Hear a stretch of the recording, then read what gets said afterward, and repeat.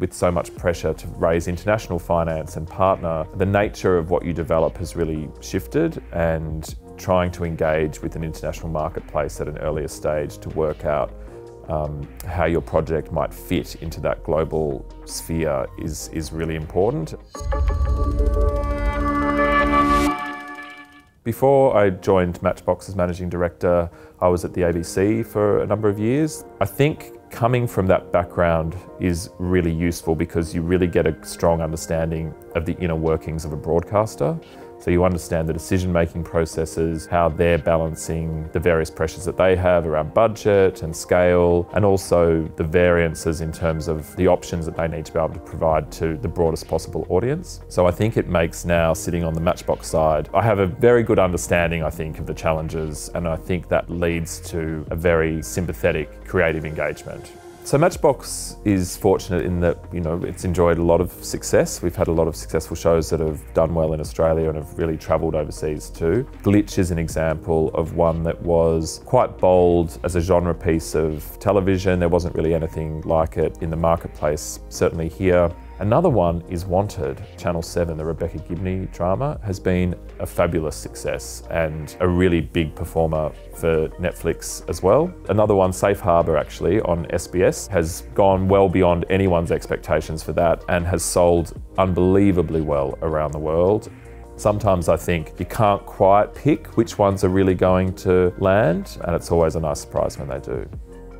When it comes to development, Matchbox is really varied in the way we approach it. We develop in-house, we develop with writers externally, we develop with independent producers that might bring us projects or we might approach to work with on projects. It's really kind of just project dependent. The industry, there are a lot of structural challenges at the moment. There's not a lot of money slushing around. Things are pretty lean. Competition's really fierce. And so I think there are questions around whether, as an industry, we in Australia are investing enough money in development, and whether sometimes projects end up in production maybe a bit sooner than they should.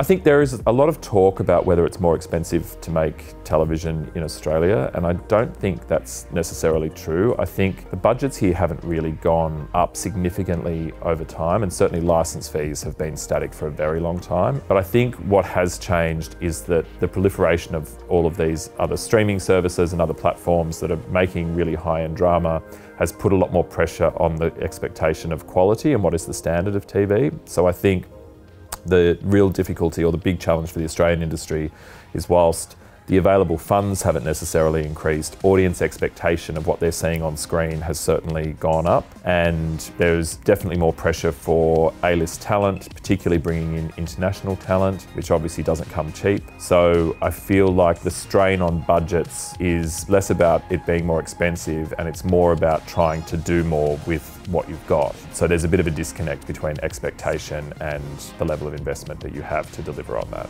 There's a lot of talk about local for local, local for global, global for global as these categories of television, and really the reality is that if you're making something that is really specifically Australian and is only going to have currency here, then you're going to have to adjust your expectations around how much money you're going to have to make that show. I don't think that means that you end up making generic programming, so shows that are really distinctively Australian too, sometimes that is the very thing that makes them really attractive to a global audience or to a partner. So I think as long as you've got a really strong idea and you're dealing with themes that are universal, place and setting is less relevant. But I think the global resonance is definitely important these days.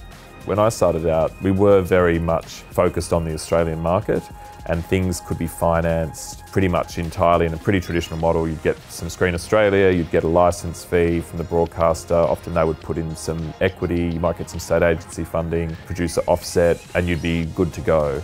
The biggest change has probably been the rise of the streamers and this kind of globalisation of the industry. So now that kind of structure is really not viable, particularly because budgets, they have increased a bit, but also the ambition is so much higher. You really need to try and bring on international partners to a much more substantial degree.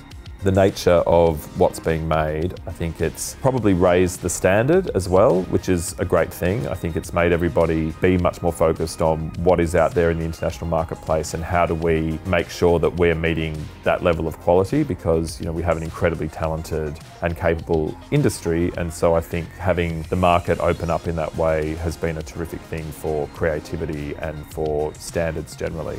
Something about the Matchbox slate and where we're kind of shifting a bit to is absolutely still very focused on the Australian industry, and we want to make as many shows as we can here for as many partners as we possibly can. We are an Australian production company and we really want to keep making shows here as much as possible, but also focusing as well on the global industry and how we can maybe get shows in the US market or the UK market, and working with some pretty high profile talent on our development slate to try and deliver on that. So I'm really excited about the future. I think that there's never been more opportunity, and although the competition is pretty fierce out there and it's by no means easy, I think there's something really exciting about that competition. And it's interesting now when you spend any time in LA, the traffic through there from all of the companies here and the writers here and the directors here who are now very firmly on the radar of the networks and the streamers over there, I think means there's never really been a better time with more opportunity to be in this industry. Despite the challenges, which they're always going to be, I'm actually really optimistic and excited about the future.